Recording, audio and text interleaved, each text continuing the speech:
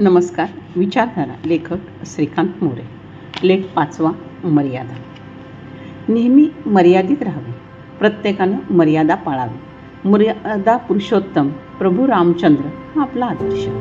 ही मर्यादा नेमकी कशात दिसते? ती दृश्य आहे का? होय, मर्यादा दृश्य आहे. वागण्यात दिसते, बोलण्यात दिसते, हसण्यात दिसते, कपड्यात दिसते. आपण म्हणतो आपली मर्यादा सोडून बोलू नका. काही म्हणी, वाक्यप्रचार यावरून रूढ झालेले आहेत. असो, मर्यादा पुरुषोत्तम प्रभू रामचंद्र यांचे नाव जेव्हा आपण घेतो तेव्हा भारतीय संस्कृतीचा लक्ष्मण रेषा मर्यादा या शब्दातून व्यक्त होतो का? होय, एकवचनी, सत्यप्रिय, एकपत्नी, सूर्यवंशी राजा, काही नियम यातून रूढ झाले आहेत. त्यांना आपण मानदंड म्हणूया. समाजात या मर्यादा आहेत. सामाजिक सभ्यता आहे. भारतीय घटना हक्क आणि कर्तव्य प्रदान करते. सार्वभौम प्रजासत्ताक देश असला तरी मर्यादा त्यातून व्यक्त होते. मर्यादा सामाजिक क्षेत्रात आहे, तशीच ती वैयक्तिक जीवनात, सांस्कृतिक जीवनात, मर्यादा वैवाहिक जीवनात आहे, राजकीय जीवनात सुद्धा आहे. मर्यादा हिला मग नीती नियम म्हणता येईल का? होय, नीती नियम यातून जी व्यक्त होते. आपण मर्यादा हा शब्द नेहमीच दैनंदिन जीवनात वापरतो, अगदी सहजपणे. त्यांना मर्यादा पाळायला सांगा म्हणतो. म्हणजे नेमकं काय हो? याचा अर्थ असा की प्रत्येकाने सदाचार, मूल्य जपणं, समाजरीती, परंपरा पाळणे असाच असतो. अनेक भारतीय संत, महात्मे, आचार्य, पंथ अशा प्रकारे आपापल्या परीनं नीती, नियम, आदर्श तत्वे घालून देतात. यातच मर्यादा सीमित आहे का? परंतु आपण कोणतंही शास्त्र घेतलं तरी मर्यादा त्यात निश्चित असते. नीतिशास्त्र, भौतिकशास्त्र, निसर्गाचे चक्र सारे कसे नियमबद्ध मर्यादेत आहे. रासायनिक प्रक्रिया असो किंवा सागरी लाटा किनाऱ्यावर येणे असो, प्रत्येक सजीव, निर्जीव, अणुरेणू त्यांच्या मर्यादेत असतात. मानवी जीवनात हीच मर्यादा प्रत्येक व्यक्तीच्या ठायी असते. ती कमी असेल, त्रुटी असतील तर आपण म्हणतो मर्यादा पाळा, मर्यादित राहा. व्यक्ती मर्यादा पाळणारी असली तर वा, काय सज्जन गृहस्थ आहे हो, किती विनयशील आहे. आदब, बोलणं, वागणं इत्यादी अनेक विशेषणं मर्यादा या शब्दातून प्रतीत होतात. मर्यादे पलीकडे मैत्री संबंध असू नयेत असंही म्हणतात. यातून भावनांच्या कारणांचा परामर्श आहे. मर्यादा खरोखरच जीवनात आवश्यक आहे. मग जीवनाचे कितीही भाग, पैलू, विषय असले तरी मर्यादा पाळण्याने मानसिक समाधान मिळते. शेजाऱ्याला मदत करणं, खरं बोलणं, लगेच विषय संपतो.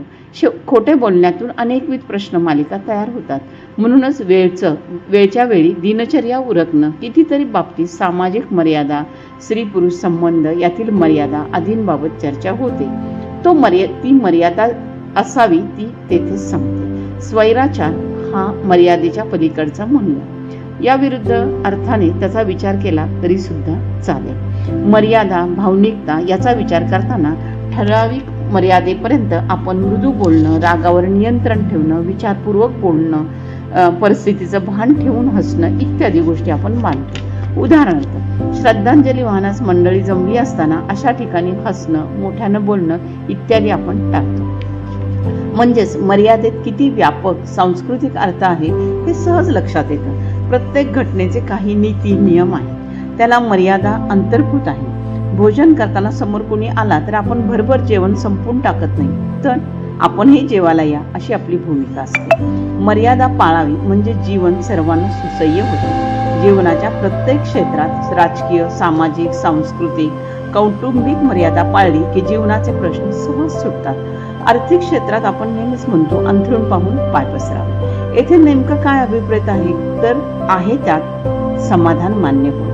मर्यादा वेग पाळण्यात असते. सर्वत्र आपण वाचतो अतिघाई नको, वेगावर नियंत्रण ठेवा, मर्यादा ठेवा, ताबा सुटता कामा नये, खाण्यावर मर्यादा ठेवा, बोलण्यावर मर्यादा. म्हणजेच वारंवार यशस्वी जीवनाचा मूलमंत्र हा मर्यादाच आहे. अतिरेक नको असं आपण नेहमी म्हणतो. थोडक्यात कोणतीही गोष्ट मर्यादित असावी का? होय, अतिरेक नको म्हणताना मर्यादा पाळणे आवश्यक असते. मर्यादा नेमकी ज्ञानात असते का? होय, ज्ञानामुळे सर्वत्र मर्यादा पाळली जाते. मर्यादेचा अर्थ समजतो. चिंतन मनन यातून मर्यादा अधिक स्पष्ट होते. मर्यादेतून आपल्याला समोरच्या व्यक्तीला आदर देणे, आदर व्यक्त करणे अभिप्रेत असते का? होय, आदर मर्यादेतच असतो. मर्यादा जीवनाच्या प्रत्येक क्षेत्रात असते. ज्ञानेश्वरीतील एक तरी ओवी अनुभवावी असं म्हटलं जातं. तसंच एकाक्षरी मंत्र ओम असो किंवा मर्यादा हा शब्द असो, एवढ्या अक्षरातून सारं काही जीवन कृतार्थ होऊ शकतं. मर्यादा हा सर्व चांगल्या गुणांची आठवण देतो. तसंच या सर्व दोषांची वजाबाकी करायलाही तो प्रवृत्त करतो.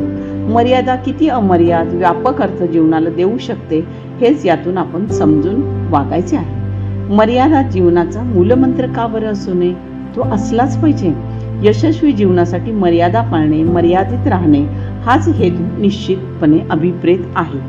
धन्यवाद. आपला परिवार, मनोरमा परिवार.